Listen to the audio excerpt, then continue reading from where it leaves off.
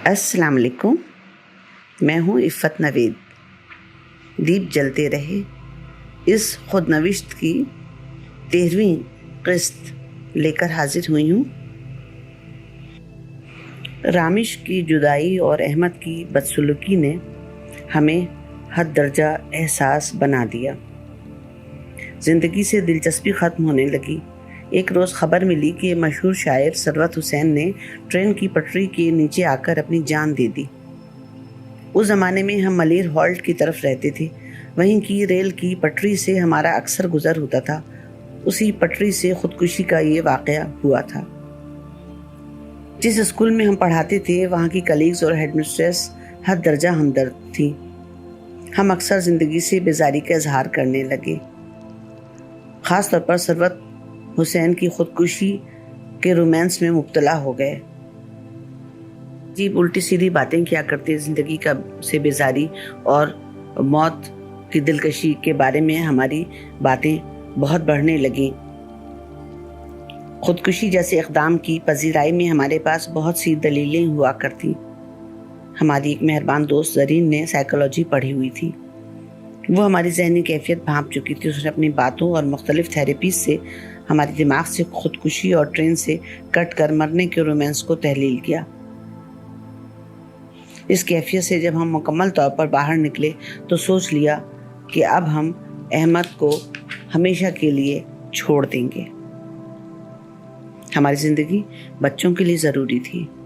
शदीद खुद तरसी में मुब्तला होकर उनके बेहिसी के रवैये ने हमें उनसे इस हद तक बदज़न कर दिया था कि हमने सोच लिया था कि अब उनके साथ किसी सूरत नहीं रहना।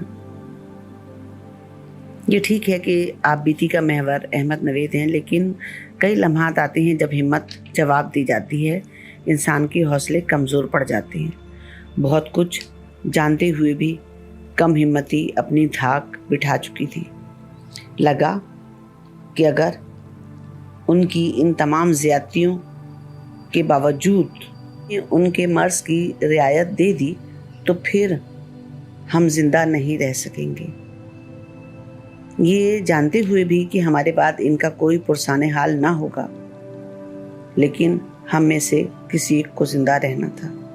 मैंने खुद को जिंदा रखने का फैसला कर लिया।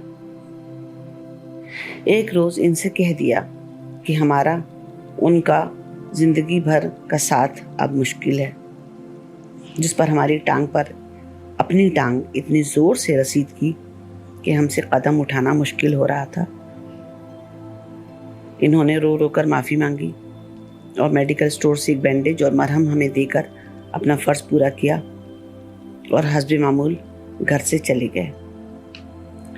तकलीफ़ के शदीद आलम में हमने जाने किस तरह अपनी टांग पर कसकर पट्टी बांधी। दूसरे दिन लंगड़ाते हुए स्कूल पहुँचे। सबको बताया कि बच्चों की क्रिकेट की बॉल लग गई है। मशवरा दिया कि फ्रैक्चर ना हो, एक्सरे करवाना लाजमी है। मगर हमारी तनख्वाह तो मिलते ही मकान का किराया, बिलों की अदायगी और उधार चुकाने में खर्च हो जाती थी। इनसे कहा तो शान बेनियाजी से फरमाया, अगर फ्रैक्चर हुआ होता तो तुम ज़मीन पर पैर ना रख सकती थी। अब ये तो हम ही जानते थे कि हम किस तरह फर्श पर पैर रख रहे थे। लंगड़ाहट के बाइस शदीद तकलीफ़ में किसी न किसी तरह 2 माह का अरसा गुजरा। अब इन्हें छोड़ने का इरादा मुस्तहकम हो चला था। इन्हें कब और कैसे अपनी ज़िंदगी से हमेशा के लिए फारिग करना है, इसकी भी प्लानिंग कर ली थी। गर्मियों की छुट्टियां शुरू होते ही हम अहमद के साथ खैरपुर चले गए। रामिश को सीने से लगाया तो धड़कनों ने रक्स करना शुरू कर दिया, लेकिन मेरा नन्हा बच्चा खामोश था, जैसे उसे अब हमारे होने ना होने से कोई फ़र्क ना पड़ा हो। लेकिन दोनों भाई जैसे सदियों के बिछड़े। रामिश उसका हाथ पकड़े घर की एक एक चीज़ दिखा रहा था और रशी ऐसे बन रहा था जैसे पहली बार वो ये सब कुछ देख रहा हो। दूसरे दिन हम मम्मी के साथ डॉक्टर के पास गए। एक्सरे रिपोर्ट से मालूम हुआ मामूली सा फ्रैक्चर है। 15 दिन के लिए प्लास्टर बांध दिया गया। एक दिन मौका गनीमत जानकर हमने घर वालों से कह दिया, अब हम कराची नहीं जाएंगे और احمد کے ساتھ نہیں رہیں گے، خیرپور کے ہی کسی اسکول میں جاب کر لیں گے، آپ لوگوں پر بھی بوجھ نہیں بنیں گے۔ سب کی آنکھیں کھلی رہ گئیں۔ ہمیں بہت سمجھانے کی کوشش کی گئی تو ہم نے ان کی بدسلوکی اور بے حسی کے واقعات بتانے شروع کیے۔ احمد بڑے شرمندہ ہوئے، سوائے ہمارے گھر کے ایک فرد سے معافی مانگی اور وعدہ کیا کہ آئندہ انہیں ہم سے کسی قسم کی شکایت نہیں ملے گی۔ گھر والوں کی منت سماجت سے دل پسیج گئے اور ہمیں سمجھایا گیا کہ آخری موقع دے دو۔ تب ہم نے بتایا کہ پہلے ہماری کمر کو مضروب کر چکے ہیں، ہو سکتا تھا ہم ساری زندگی بستر پر ہی گزار دیتے، اور یہ ٹانگ پر لگنے والی چوٹ بھی کسی کرکٹ بال سے نہیں لگی، بلکہ یہ سننا تھا کہ میرا سب سے چھوٹا بھائی بے انتہا غصے میں آ گیا۔ اس نے احمد سے بدتمیزی شروع کر دی اور دروازے کی طرف اشارہ کر دیا کہ وہ ہمیشہ کے لیے ہم سب کی زندگیوں سے نکل جائیں۔ احمد حواس باختہ تھے، انہیں سمجھ نہیں آ رہا تھا کہ اچانک اتنا بڑا طوفان کیسے آ گیا۔ بہنوں اور امی نے بھی دبی دبی زبان سے کہا، ہمیں عفت کا ہر فیصلہ منظور ہے۔ میں ان کے ذہنی اور فکری مسائل جانتے ہوئے اور یہ کہ ہمارے علاوہ ان کا کوئی نہیں، ان کے ساتھ اب کسی صورت نہیں رہنا چاہتی تھی۔ ہم نے اٹل لہجے میں ان کے ساتھ زندگی کا بقیہ سفر طے کرنے سے انکار کر دیا۔ آپ یہاں سے چلے جائیں۔ یہ حیران تھے۔ کہا، تم وہاں سے تو اچھی بھلی آئی تھی، اچانک کیا ہو گیا تمہیں؟ ہم نے جواب دیا، اگر ہم وہاں اپنے ارادے کو ظاہر کر دیتے تو ہمیشہ کی طرح آپ پہلے مارتے پیٹتے اور پھر معافی مانگ لیتے۔ اب یہ سلسلہ یہیں ختم کر دیں۔ اس پر ان کی آنکھوں سے سیل رواں جاری ہو گیا۔ بہت دیر روتے رہے، ہمارے قدموں میں بیٹھ گئے، معافی مانگتے رہے۔ ہم نے کہا، ہم کسی صورت نہیں جائیں گے، آپ اکیلے کراچی چلے جائیں۔ ان کے گڑ گڑانے رونے دھونے پر سب ہمیں سمجھانے بیٹھ گئے، آخری موقع دے کر دیکھ لو۔ ہمارا دل بھی ان کے بے تحاشا آنسو دیکھ کر پسیج گیا تھا۔ ان کی بے بسی ہمارے دل کو نرم کر رہی تھی۔ ہم نے کہا، ایک شرط پر، انہیں اب ہماری زندگی گزارنی ہوگی اور ہم ان کی زندگی گزاریں گے۔ یہ عفت اور ہم احمد کہنے لگے، منظور ہے۔ ہوتا کوئی ہم دونوں میں آساں تو تھی مشکل، میں خود بھی تو مشکل تھا، سو مشکل نہ رہا وہ۔ عشق، پیار، محبت اور ہمدردی، انہی جذبوں نے کائنات کے رنگوں کو واضح کر رکھا ہے۔ ظلم سہنے والا ظلم میں برابر کا شریک رہتا ہے۔ ہاتھ نہیں پکڑ سکتے تو چھڑا تو سکتے ہیں۔ ہم جس سے پیار کرتے ہیں بعض اوقات وہ اسی پیار کو تلوار بنا کر وار کیے جاتا ہے، اور پیار کرنے والا پلٹ کر وار تو کیا ڈھال بھی نہیں رکھتا، یوں گھاؤ سیدھے دل میں لگتے ہیں۔ ظلم کی تعریف احمد نوید ہی کی زبانی ان سے 1000 بار سنی تھی۔ کسی چیز کو اس کے مقام سے ہٹا دینا ظلم ہے۔ پنچنگ بیگ بھی ہوتا تو گھوسے پڑنے پر اسی قوت سے واپس منہ پر پڑتا۔ ذہنی مسائل ہوں یا فکری مسائل، آپ بیمار ہوں یا تندرست، مشہور ہوں یا معروف، مغموم ہوں یا خوشحال، زمانے نے آپ پر پتھر برسائے ہوں یا پھول، آنکھوں پر بٹھایا ہو یا دل سے نکال لیا ہو، آپ کے مداح آپ کی شاعرانہ عظمت کو سلام کرتے ہوں یا آپ کے ہم عصر آپ کو دھتکارتے ہوں، یہ آپ کے مسائل ہیں۔ ان کی ٹیک پر اپنے جیون ساتھی کو ذلیل نہیں کر سکتے۔ لولے لنگڑے اندھے بہرے ہو کر ساتھی کی شاعرانہ عظمت کو گلے لگائے رکھنے کا مطلب انسان کی تذلیل ہے۔ خود کو ذلیل ہوتے دیکھنے والا آہستہ آہستہ بے حس اور ظالم ہوتا چلا جاتا ہے۔ انہیں ان کی ذات سے باہر نکالنے کے لیے ضروری تھا کہ ہم ان کے سامنے اپنی ذات کو واضح کریں۔ اگر یہ ہماری ذات کسی طور کسی قابل سمجھتے ہیں تو انہیں اب اپنے رویے بدلنے ہوں گے اور اپنے احساسات کو پس پشت ڈال کر ہمارے احساسات کا خیال رکھنا ہوگا۔ अचानक ये सती सावित्री पतिव्रता औरत में से कैसी औरत निकल आई?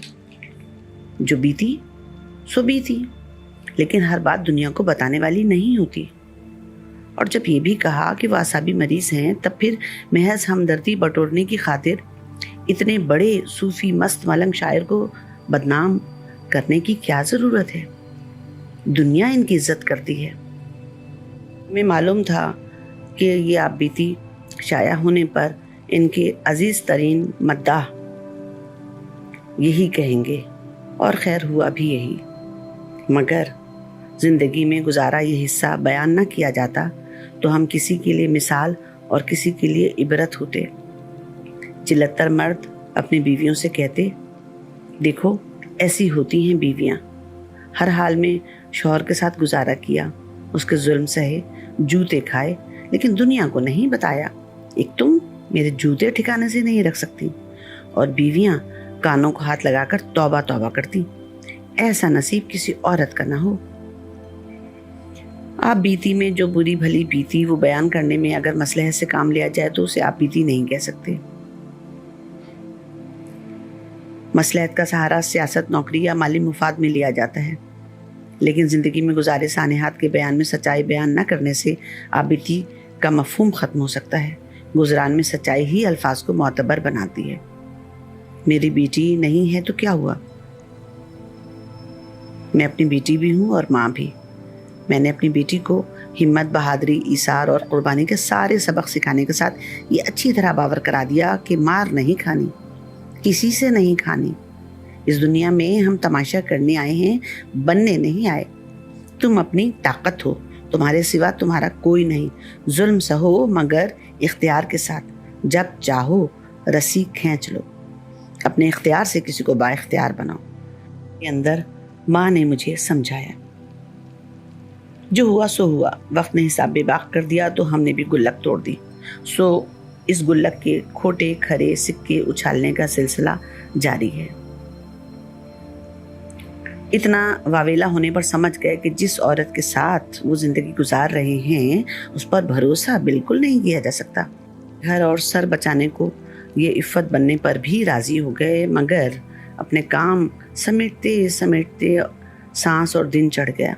हम दूसरे दिन स्कूल की तैयारी के साथ साथ बिखरी हुई चीज़ें समेट रहे थे तो इन्होंने हमें इत्मीनान दिलाया कि किसी किस्म की फ़िक्र करने की ज़रूरत नहीं, वो सब काम कर लेंगे। और वाकई जब हम स्कूल से आए तो साफ़ सुथरा घर देखकर दिल खुश हो गया। हमें फ़ख्रिया नज़रों से मुस्कुराते हुए दिखा, कहने लगे, घर की सफाई में चंद सेकंड ही तो लगते हैं, अब तुम्हें रोज़ घर साफ़ मिलेगा। जी खुश हुआ, वरना स्कूल से आके फैली चीज़ें जगह पर रखने में आधा घंटा लगता था। किचन में गए तो एक गंदा बर्तन सिंक में ना था। खाना निकालने के लिए रैक की तरफ हाथ बढ़ाया तो रैक खाली। नीचे के कैबिनेट को खोल कर देखा तो सिंक के झूठे बर्तन उसमें पड़े थे। शाम को तौलिया, चादरें, मैले कपड़े, जूते सब बेड के नीचे से मिले। सारी फुर्सत निचोड़ ली क्यों ने, काम हमसे कोई हुआ न हुआ। खैरपुर में किया हुआ वादा किसी हद तक ईफा हुआ। घर में सुकून और दिल को चैन नसीब हुआ। इंसान को क्या चाहिए? 2 वक्त रोटी, 2 वक्त रोटी और 2 वक्त रोटी। और रोटी अगर सुकून से मिले, दिल में नगमे ही नहीं फूटते, सुनाई भी देते हैं। अहमद को शायद दिल में इस बात का एहसास था कि आम मर्दों की तरह उन्हें नौकरी करनी चाहिए और आम औरतों की तरह हमें घर में बैठना चाहिए। कराची में एक मशहूर प्रिंटिंग प्रेस के मालिक उनके मद्दाह थे। जब अहमद ने उनसे ख्वाहिश का इजहार किया तो उन्होंने अगले दिन ही बुला लिया। सारे स्टाफ से मीर अनीस के खानवादे का तारुफ करवाया। आए गए से इनकी शायराना अजमत के कसीदे पढ़े। चौथे दिन उनके ख़ास मेहमान आए तो उनसे पहले इनका तारुफ करवा कर अपनी शान बढ़ाई।